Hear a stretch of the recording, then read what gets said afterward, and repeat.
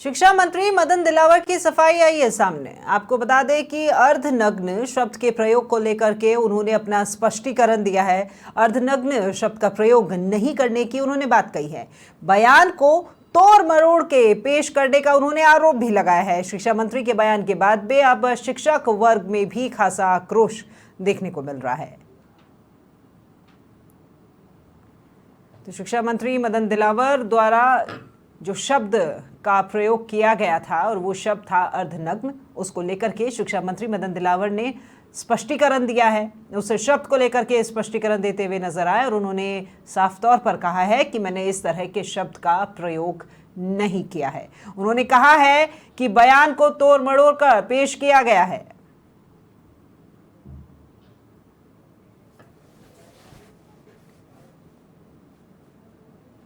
अर्धनग्न मैंने शब्द उपयोग नहीं किया। मैंने कम कपड़े पहन कहते हैं, ऐसा लगता है जैसे अर्धनग्न है, ये कहा। मैंने ये नहीं कहा अर्धनग्न आते हैं। मैं भाव ये कहना चाहता हूँ कि अपन अच्छा पहन के आएंगे और सच बोलेंगे। मैं 3-4 बातें कही थी, मैं आपको पूरा सुना देता हूँ। तो परिवार में भी रहता है और कुछ घंटे जैसे रहता है, तो माँ बाप को भी। ज्यादा जानकारी के साथ में संवाददाता धर्मेंद्र सिंघल हमारे साथ फोन लाइन पर जुड़े हुए हैं।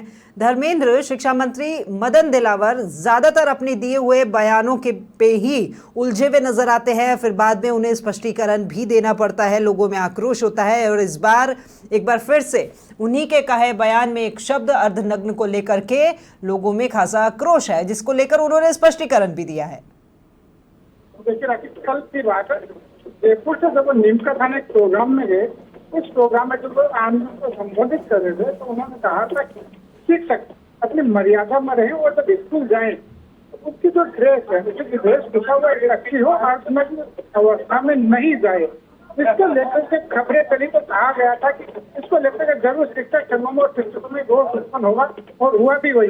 जब शिक्षकों में इसको लेकर के रोष उत्पन्न हुआ, आज सुबह जब जोधपुर पहुंचे नगर जिला शिक्षा मंत्री, उन्होंने वहाँ मीडिया से बात की और कहा कि मैंने अपने बयान में अर्धनग्न शब्द का प्रयोग नहीं किया था। मैंने तो मर्यादा में रहने की बात की ताकि बच्चों में संस्कार रहे। तो कह सकते कि एक बार 24 घंटे के अंदर अंदर शिक्षा मंत्री मदन दिलावर ने अपने बयान से पलटी मारी और उन्होंने कहा कि मैंने इस तरह से बयान नहीं कहा। जी, शिक्षकों में तो खासा आक्रोश होगा ही जब उनके सामने, क्योंकि वहां जिस कार्यक्रम में वो मौजूद थे धर्मेंद्र, वहां पर छात्र छात्राएं भी वहां पर मौजूद थी और ऐसी उनकी उपस्थिति में जब किसी शिक्षक के लिए इस तरह के शब्दों का प्रयोग किया जाता है तो आक्रोश तो जाहिर बात है। देखिए, शिक्षा मंत्री शिक्षा विभाग जो कहता है कि सच बोलो, झूठ मत बोलो, कई पाठ पढ़ाता है, खुद शिक्षा मंत्री जब इस तरह की बातें करते हैं, सार्वजनिक तौर पर बातें कर रहे हैं, लेकिन इस तरह का कोई मामला सामने आया नहीं था कि कोई शिक्षक ऐसे कपड़ों में पहुंचो कि जिसमें नाराजगी जताई जाए।